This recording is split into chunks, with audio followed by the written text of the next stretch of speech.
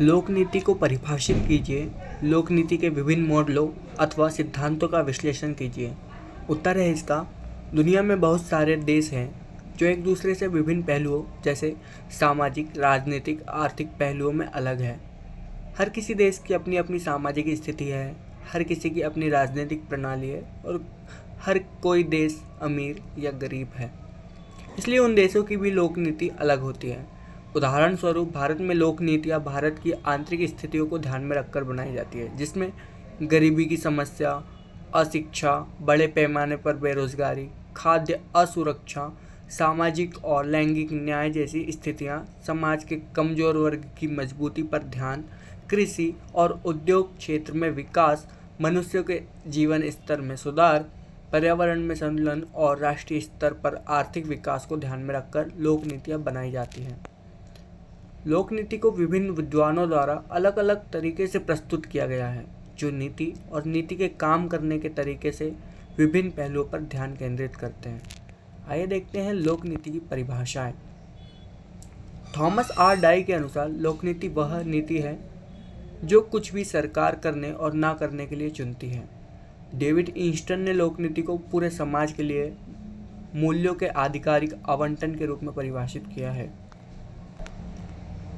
यहाँ पर लोक नीति के कुछ विभिन्न मॉडलों के बारे में बतलाया गया है या सिद्धांतों के बारे में, जिनका वर्णन हम जानेंगे, जैसे प्रक्रिया प्रतिमान, दूसरा संस्थागत मॉडल, लोक नीति निर्माण का तर्कसंगत मॉडल, कुलीन मॉडल, समूह मॉडल, सार्वजनिक व्यवस्था मॉडल, विकल्प मॉडल और खेल का सिद्धांत। हर एक मॉडल में एक विशेष दृष्टिकोण से लोक नीति को समझने की कोशिश की गई है, जो लोक नीति निर्माण की एक अलग समझ बतलाते हैं। प्रक्रिया प्रतिमान, इस नीति निर्माण राजनीतिक गतिविधियों के नीति निर्माण की प्रक्रिया शामिल है, जिसमें समस्या की पहचान, समाज के विभिन्न समूहों द्वारा सरकार से की गई मांगों की पहचान की समस्या क्या है, इसके बारे में जानना इसमें शामिल है। दूसरा, एजेंडा सेटिंग, प्रशासनिक अधिकारी, मीडिया इत्यादि की विशेष मांगों पर ध्यान देना।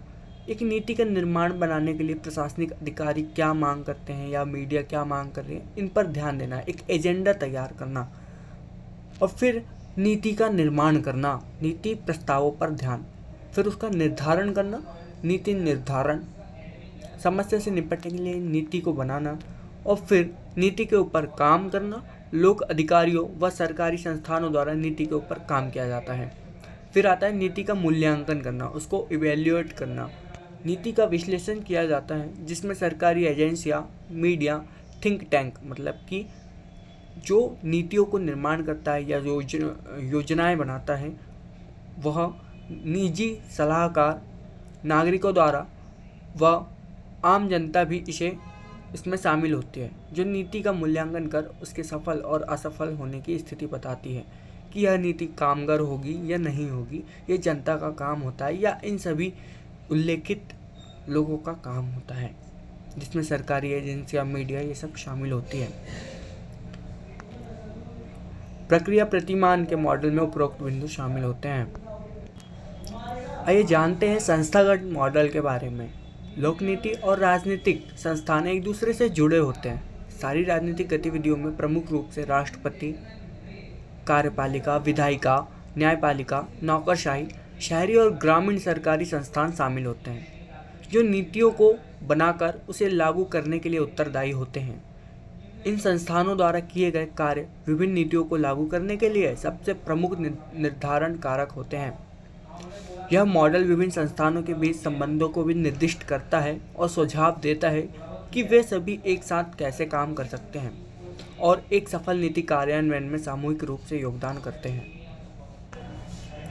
साथ ही सरकारी संस्थान लोक नीति को प्रमुख विशेषताएं देते हैं, जिसमें पहली है, सरकारी संस्थान नीतियों को वैधता देते हैं, जिसमें नागरिकों को उनका पालन करना पड़ता है। दूसरा है, सरकारी संस्थाओं द्वारा सरकार की नीतियां सभी नागरिकों तक पहुंचाई जाती है। तीसरी है, सरकार के पास नीतियों को न पालन करने वाले लोगों के खिलाफ बल प्रयोग की शक्ति होती है। आइए जानते हैं लोक नीति के अगले मॉडल के बारे में, जिसमें शामिल है लोक नीति निर्माण का तर्कसंगत मॉडल। ये एक तरह से समाज से ज़्यादा लाभ प्राप्त करने के लिए बनाई जाने वाली नीतियों से संबंधित है, जिसमें थॉमस डाई के अनुसार एक तर्कसंगत नीति वह है जो अधिकतम सामाजिक लाभ प्राप्त करती है। इसलिए सरकार को समाज के लिए ऐसी नीतियाँ बनानी चाहिए जो नीति में खर्च लागत से ज़्यादा लाभ वापस देती हो। मतलब नीति बनाने में जितना खर्च हुआ उससे ज़्यादा सरकार को लाभ देती हो, ऐसी नीतियाँ बनानी चाहिए सरकार को। और सरकार को ज़्यादा लागत वाली नीतियों से बचना चाहिए। तर्कसंगत मॉडल के सिद्धांतों के बारे में जानें तो नीति बनाने वाले को सामाजिक मूल्यों और ज़रूरत या प्राथमिकताओं के बारे में पता होना चाहिए। अर्थात जो नीतियाँ बना रहा है उसको समाज की स्थितियों के बारे में पता होना चाहिए, समाज में क्या ज़रूरतें हैं उसके बारे में पता होना चाहिए, उसकी प्राथमिकताओं के बारे में पता होना चाहिए। अगला है, नीति बनाने वाले को विशेष समस्या को सुलझाने के लिए जो संभव हो सके उन सभी विकल्पों के बारे में उसे जानना आवश्यक होना चाहिए। इसका सीधा मतलब है कि जो भी नीतियाँ बना रहा है उसको कोई भी समस्या हो उससे निपटने के लिए उसको ऑप्शंस के बारे में जानकारी होना चाहिए। नीति बनाने वाले को हर कार्रवाई से होने वाले परिणामों की कल्पना करनी चाहिए कि इस कार्रवाई या फिर इस एक्शन का क्या रिजल्ट आएगा, उसको पता होना चाहिए। नीति बनाने वाले को हर नीति की लागत और लाभ का विशेष पता होना चाहिए कि किसमें कितना खर्च है और किससे कितना प्रॉफिट होगा। नीति बनाने वाला समाज से जुड़ा होना चाहिए जो समाज की मांगों और ज़रूरतों और उनके समाधान के लिए अच्छा कदम उठा सके। ऐसा नहीं है कि कोई भी मतलब समाज से जुड़ा नहीं है और वह नीति बना रहा है। नीति बनाने वाला हमेशा समाज की ज़रूरतों के बारे में उसे पता होना चाहिए। आइए जानते हैं कुलीन मॉडल के बारे में। इस मॉडल में लोकनीति का निर्माण अभिजात वर्ग की प्राथमिकताओं और मूल्यों का परिणाम होता है, जिसमें अभिजात वर्ग के हित शामिल होते हैं। अभिजात वर्ग का आशय है पढ़े लिखा वर्ग, जिसके अंतर्गत पढ़े लिखे लोग आते हैं, इसमें प्राथमिकताएं उनकी शामिल होती है। कुलीन मॉडल पिरामिड के आकार का होता है, पिरामिड के जैसे होता है, जिसमें सबसे ऊपर अभिजात वर्ग, उसके बाद अधिकारी और प्रशासक वर्ग आता है और आखिरी में आता है जनसमूह। इसमें अभिजात वर्गों द्वारा नीति की दिशा तय की जाती है कि नीति किस के लिए बनेगी, इसमें क्या होगा। फिर उसके ऊपर काम करता है अधिकारी और प्रशासक वर्ग और यह बनती है जनसमूह के लिए और फिर जनसमूह पर इसे लागू कर दिया जाता है। कुलीन मॉडल में लोकनीति का निर्माण का अध्ययन अभिजात वर्ग से शुरू किया गया है, जो यह दर्शाता है कि निर्णय लेने की शक्ति समाज में शक्तिशाली समूह के हाथों में होती है। डाई के अनुसार लोकनीति कुलीन मूल्यों को दर्शाती है, कुलीन वर्ग की सेवा करती है और कुलीन वर्ग का एक उत्पाद है।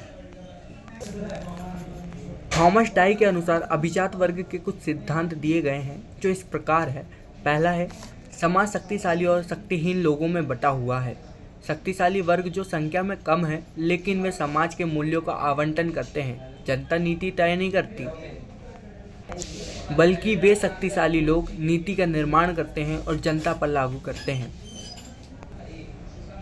अगला है, जो कुछ लोग शासक होते हैं वे जनता में से नहीं होते हैं। समाज के ऊपरी स्तर पर सामाजिक और आर्थिक रूप से भेदभावपूर्ण एक रेखा खींची जाती है।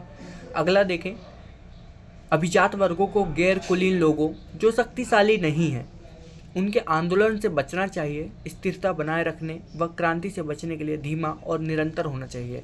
अर्थात कोई भी नीति पर काम करना है तो धीरे धीरे बनाएं, उस पर काम करें। ये थॉमस डाई के अनुसार अभिजात वर्ग के लिए सिद्धांत है, उनके लाभ के लिए, कि जो शक्तिशाली नहीं है उनके आंदोलन से बचना चाहिए उन्हें, जिसके लिए उन्हें स्थिरता बनाए रखना चाहिए, धीमा काम करना चाहिए, धीरे धीरे कोई भी नीति पर अपना काम करना चाहिए। कुलीन लोग सामाजिक व्यवस्था के बुनियादी मूल्यों और प्रणाली के संरक्षण के लिए एक आम सहमति देते हैं। लोक नीति जनता की मांगों को नहीं बल्कि कुलीन वर्गों के प्रचलित मूल्यों को दर्शाती है, इसलिए इसे परिवर्तन क्रांतिकारी के बदले वृद्धिशील होना चाहिए। आइए जानते हैं समूह मॉडल के बारे में। इस मॉडल के अनुसार लोकनीति समूह के संघर्ष का परिणाम है समूह सामान्य हितों पर बने होते हैं और वे उसी से मिलते जुलते विभिन्न हितों समूह का निर्माण करते हैं। समूह अर्थात ग्रुप्स बन जाते हैं, कुछ ग्रुप्स मिलकर अपना नीति निर्माण करते हैं और उन्हीं ग्रुप्स की लाभ के लिए वे नीतियों का निर्माण करते हैं, उनसे मिलते जुलते। समूह मॉडल का यह एक डायग्राम है जिसे आप देख सकते हैं। थॉमस आर डाई के अनुसार बनाया गया है ये। आगे देखें तो लोक नीति पर प्रभाव डालने में समूह का महत्वपूर्ण योगदान होता है। समूह का प्रभाव उनकी संख्या, धनशक्ति, नेतृत्व, निर्णय इत्यादि पर आधारित होता है। कोई भी समूह अपनी सामूहिक मांगों के अनुसार लोक नीति निर्माण वर्ग पर महत्वपूर्ण प्रभाव डालता है। अर्थात समूह का प्रभाव उनकी संख्या, कि वे कितनी संख्या में हैं और उनके पास कितनी धन शक्ति है या ताकत है, उनका नेतृत्व कैसा है, मतलब उनका प्रेजेंटेशन का कैसा तरीका हो, प्रतिनिधित्व का, या निर्णय लेने की शक्ति कैसी है या तरीका कैसा है, उस पर निर्भर करता है। आइए जानते हैं लोक नीति के विभिन्न मॉडलों में अगले मॉडल के बारे में। सार्वजनिक नीति और व्यवस्था मॉडल। सार्वजनिक और व्यवस्था मॉडल यह सिद्धांत बताता है कि राजनीति और बाजार क्षेत्र में मतदाता, टैक्स देने वाला, सरकारी अधिकारी, निजी मालिक, राजनीतिक दल, हित समूह एक तरीके से व्यवहार करते हैं और व्यक्तिगत लाभों के लिए सिद्धांत के आधार पर अपनी पसंद को देखते हैं, चाहे बाजार हो या राजनीतिक क्षेत्र। व्यक्ति अपने आपसी लाभों के लिए एक साथ होते हैं और एक साथ आने से वे नीति के निर्णयों को सामाजिक रूप से प्रभावित करते हैं। तथा व्यवस्था मॉडल में इंस्टन ने लोक नीति के संबंध में इसका महत्वपूर्ण उपयोग किया है।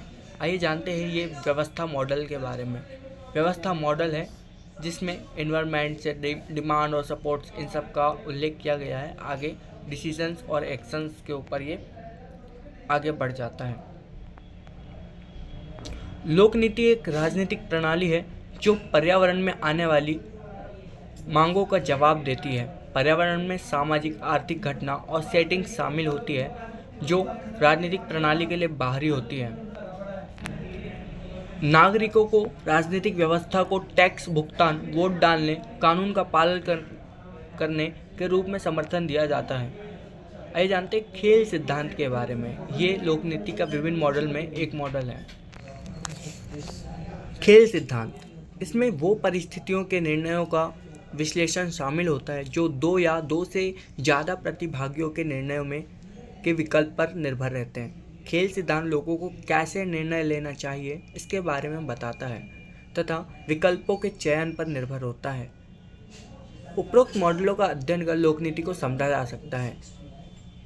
प्रत्येक मॉडल के फायदे और नुकसान हैं। एक अच्छा नीति मॉडल वैधता या कानूनी दर्जा के बिना राजनीतिक व्यवहार के उद्देश्य विश्लेषण पर आधारित है जो एक पसंदीदा पक्षपात है।